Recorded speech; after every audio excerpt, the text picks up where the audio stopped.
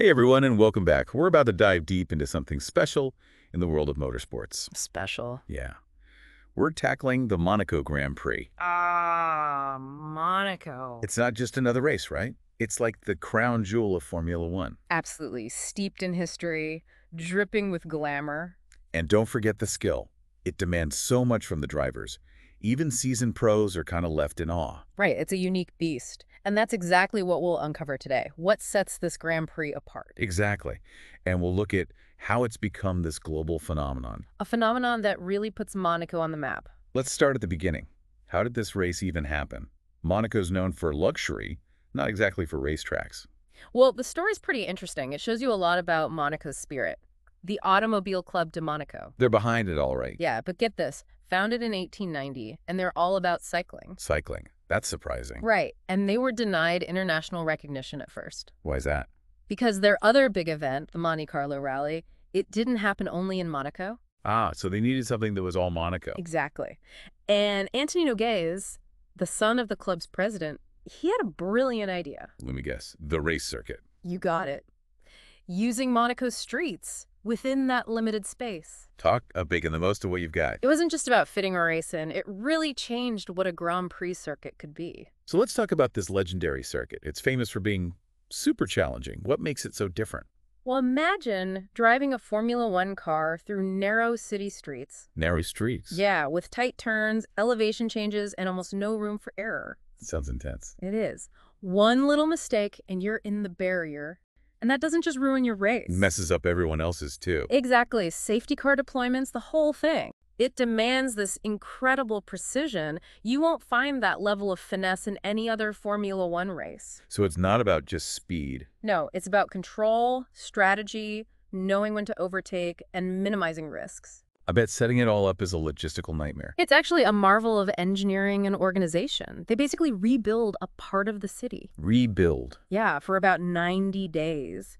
Grandstands, barriers, fencing, the whole pit lane structure. Wow, that's a huge effort. Then, after the race, poof, it all disappears in about 3 weeks. Like it was never there. Pretty much, like a giant, expensive pop-up event. Planned down to the last detail, of course. Shows how important this race is to Monaco. And it's not just the setup. Even the schedule's different. Practice on Thursday instead of Friday. Yeah, it's tradition and practicality. See, the race was initially tied to the Ascension weekend. Thursday was a holiday. The Grand Prix is woven right into Monaco life. Now, I heard something interesting about the podium ceremony. Oh, right. Until 2017, things were very different. No traditional podium. Really? Where did they go? Straight to the royal box after the race for the awards. Very Monaco, very exclusive. It showed the strong ties between the race and the principality. So we've got the challenging circuit, the unique schedule, and all this history. What about the racing itself? Has it given us those iconic Formula One moments? Oh, tons. Monaco is all about pressure. Even tiny mistakes can become huge. That's what makes the races there so exciting. Makes sense. Take Alberto Ascari in 1955. He was leading when he lost control and went right into the harbor. They went into the water. Yeah, it was quite a sight. Luckily, Ascari was mostly okay. Anything can happen there. Wow, what a story. Yeah. It sounds like there's never a dull moment at Monaco. Are there any other races that really stand out? Oh, absolutely. The 1982 Grand Prix, for example, pure chaos, especially the last few laps. Rain, cars spinning out, some even running out of fuel. Wow, that's crazy. It was like something you'd see in a movie. Like the racing gods just decided to test the drivers. Who ended up winning that one? It was Riccardo Patrese. Yeah. But even his win was dramatic. He spun off the track, got some help from the marshals, and still managed to cross the finish line first. Talk about a comeback. So in Monaco, a mistake doesn't always mean it's over. Exactly. And how can we forget the legendary battles between Senna and Prost? Late 80s, early 90s. The Senna-Prost era, a golden age for Formula One. Monaco was their battleground. It was. Their rivalry was intense, and it really came alive in Monaco. Do you have a favorite Senna-Prost moment? It's hard to choose just one, but the 1988 race, that was something else. Ah, yes. Senna was dominating, had a huge lead over Prost. But then, just a few laps to go, he hit the barrier at Poitiers. A momentary lapse in concentration, perhaps. And that caused him the race. It did. Monaco doesn't forgive mistakes easily. Even for the best drivers in the world. Absolutely. And then there was 1992, Nigel Mansell was having an incredible season, but in Monaco, he thought he had a puncture. Oh no, what happened? He pitted, which gave Senna the lead. Mansell had the faster car, but he couldn't get past Senna's defensive driving. So close, yet so far. Exactly. Monaco magnifies everything. The wins, the losses, the heartbreak. It's more than just speed, isn't it? It's about strategy, precision, and mental toughness. You have to handle the pressure. Now, we can't forget about 1996. Olivier Panis. That was a shocker. What happened? Rain. So much rain. Accidents, retirements left and right. Only 3 cars finished the race. Wow, it was like an endurance challenge? Panis drove for Ligier, not exactly a top team at the time, but he pulled off the win, a testament to his skill. It shows you that in Monaco, anything is possible. Every race adds to the Monaco legend. But Formula One is always changing. How has Monaco kept up with the times, especially with safety?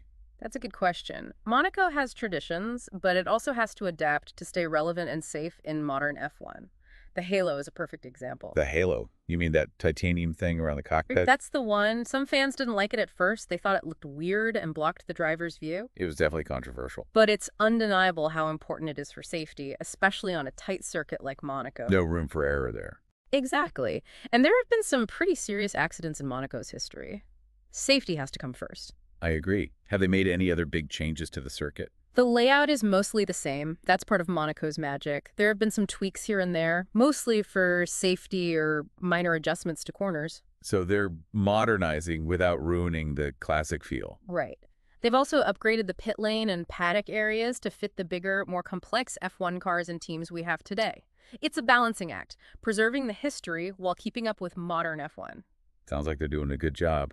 Monaco is still one of the biggest events on the F1 calendar. What about the future, though? Can a race so steeped in tradition survive in a sport? It's a big question in Formula One right now. Some people say that Monaco, with its tight layout, doesn't work for modern F1 cars. They're just too big and fast. Are they saying there's no room for overtaking? It's definitely harder. Some people feel like Monaco doesn't have the same kind of action as other F1 races. I see their point. But Monaco's always been about finesse, strategy, not just all-out speed. True. And let's not forget the history, the glamour, the whole Monaco experience. Taking Monaco off the F1 calendar would be like, I don't know, taking Wimbledon out of tennis. It would be a huge loss. Absolutely. It's a complex issue. Formula One is a business, after all. Money and logistics matter. But I think the people behind the Monaco Grand Prix, they really want to keep it going. I hope they can. The Monaco Grand Prix is something special. It's a one-of-a-kind race in motorsport. Monaco really is a blend of old and new, isn't it? Tradition meets cutting-edge technology. Yeah, it's amazing how it's stayed relevant for so long. Over 9 decades. Think about how much the sport has changed. We've talked about its history, the circuit, the legendary moments, but it's more than just a race, right? Oh, definitely. It's an event, a spectacle. It goes beyond just motorsport. It's Monaco. Glamour, luxury, all of that. It's a party, a high-octane one with celebrities, royalty, fans from all over the world. Exactly. It's no surprise that the race has shaped Monaco's image. It's the playground for the elite. And that image brings in a lot of money. Oh, yeah. Millions of dollars. Tourism, hospitality, all the events that happened during the Grand Prix weekend. You can't forget the charity football match either. F1 drivers, celebrities, all playing for a good cause. It's a great example of how Monaco reaches beyond the track into popular culture, bringing people together. And for the people of Monaco, it's their moment in the spotlight, a source of national pride. Absolutely. The whole world's watching. The Monaco Grand Prix, it's complicated. It's got a rich history, but the future's uncertain. For now, it's a jewel in the crown of Formula One. It sparks debate, captures the imagination. So what's the takeaway here? I think it shows us that even in a world obsessed with speed and tech, there's still a place for something special. Something like Monaco. A race that requires skill, strategy, a bit of old-school charm. Yeah, a place where legends are made, surprises happen, and the spirit of Monaco shines through.